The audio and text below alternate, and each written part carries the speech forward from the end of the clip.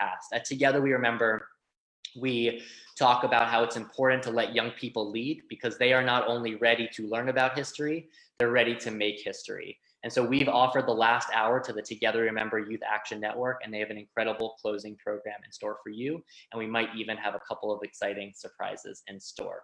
So without further ado, I would love to pass it off to a couple of our colleagues, our young colleagues, who will be doing an artistic invocation to start our program. At Together Remember, all of our Vigil programs around the world look and sound quite different, but they follow a common framework. We are uniting unlikely allies, but then second, we use the arts to open hearts and minds, because unless our hearts and minds are open, it's really difficult to be ready to receive the wisdom that we can share about the past and how we can take action in the present.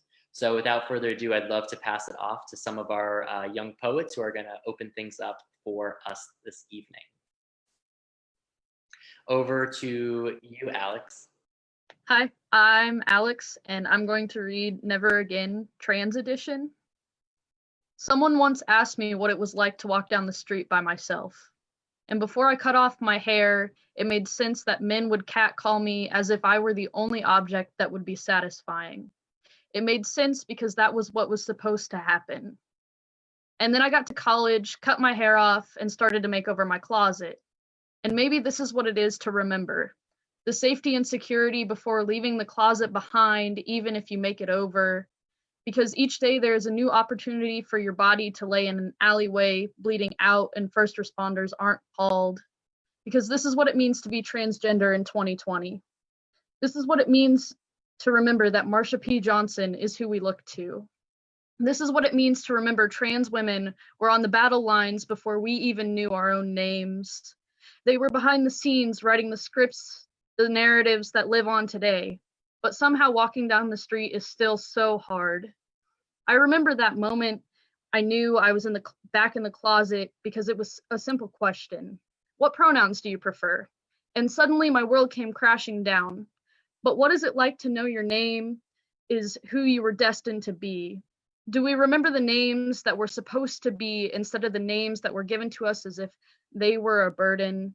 Because Emily was becoming Ethan, because Caitlin was becoming Alexander, because she became Kit, because they became Rocky, because in the womb they thought this was who we were, and yet the world allows our sisters to bleed on the sidewalk. The world allows our graves to be written without the names we were supposed to be given.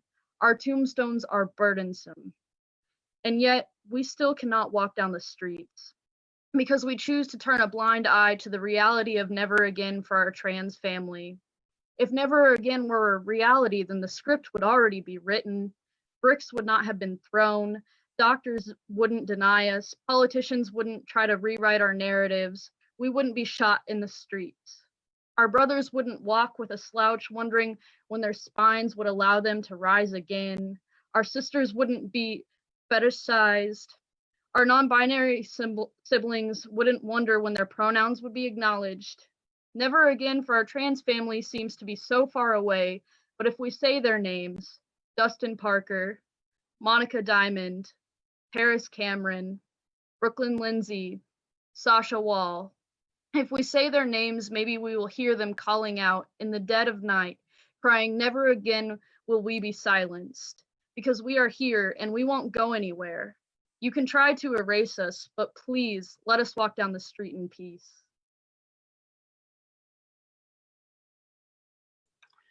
Snaps, Alex. I just want everyone to know that we just recently, before this program started, had a virtual poetry slam.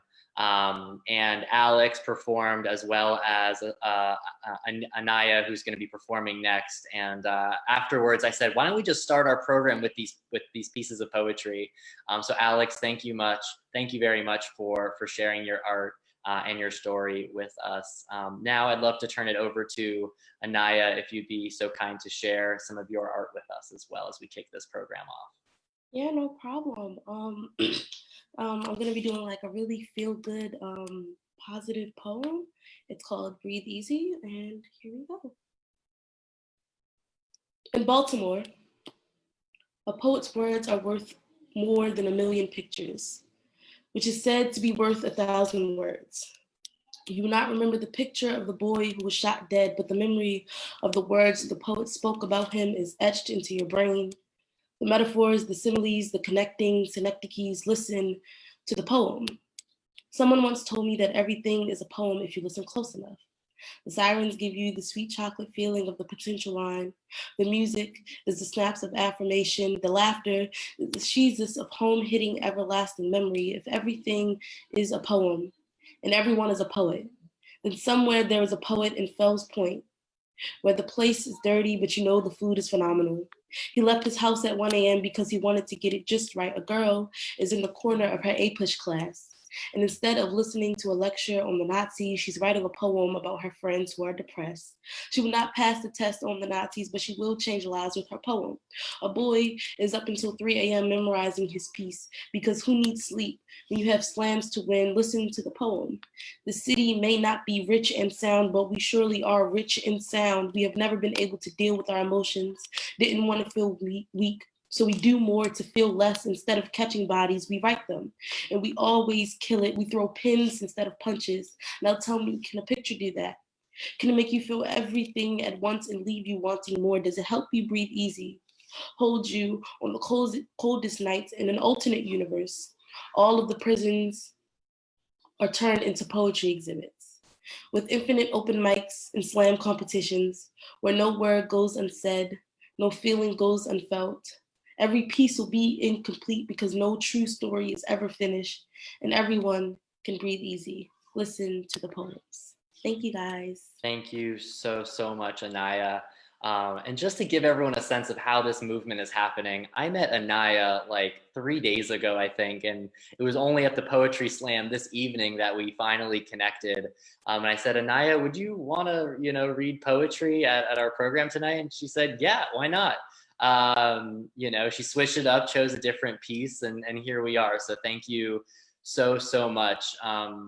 For sharing your art. So both thank you to Anaya and Alex for helping us begin to open our hearts and minds. I mean, we are going to be doing that for the next 23 hours and 43 minutes, if my math is right. Wonderful. Thank you so, so much for joining us.